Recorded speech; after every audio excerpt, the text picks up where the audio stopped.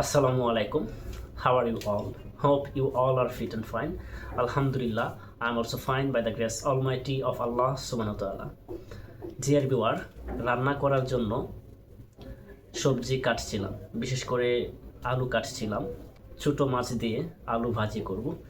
তো যখন আলু কাটছি মানে কুচি করছি, তখন ভাবলাম যে এটা নিয়ে যদি একটি ভিডিও বানানো হয়, বিশেষ করে ইংরেজি শিক্ষার ভিডিও বানানো হয়, তাহলে এটা ভালো হবে, তাই বানাচ্ছি।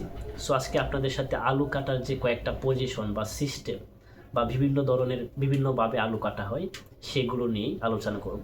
সো প্রথমে হচ্ছে যে এভাবে কাটা হয় আলুটা, মূলত গোল করে, হ্যাঁ, চ্যাপটা আর গোল করে।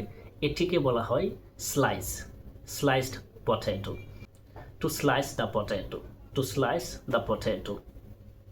তারপর হচ্ছে যে এটা একদম চিকন করে কাটা হয়, কুচি কুচি করে, যেটা বলা হয় যে এটা এরকমভাবে দেখতে পাচ্ছেন আশা করি, যেটা অনেকগুলো নিলে দেখতে পারবেন। এই যে এই যে যে কুচি কুচি করে যেটা কাটা হয় সেটা হচ্ছে স্ট্রিপস বা julienne. So to cut the potatoes into julienne বা to cut the potatoes into strips. So strips. আরেকটা সিস্টেমের আলু কাটা আছে, যেটা বিশেষ করে আমরা বিভিন্ন গোশতে ব্যবহার করে থাকি এভাবে, অর্থাৎ যখন আমরা গরুর গোশত বা মুরগির গোশত রান্না করি তখন এইভাবে আলু কাটা হয়। যে এটা দেখতে পাচ্ছেন একদম টুকরো করে, যেটা বলা হয়, এটিকে বলা হয় কোয়ার্টার বা উইচ।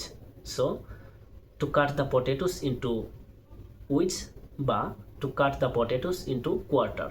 So quarter. So আশা করি বুঝতে পেরেছেন। That's all. Thanks for watching this video. See you with another video. Till then, keep learning, keep practicing. Assalamu alaikum.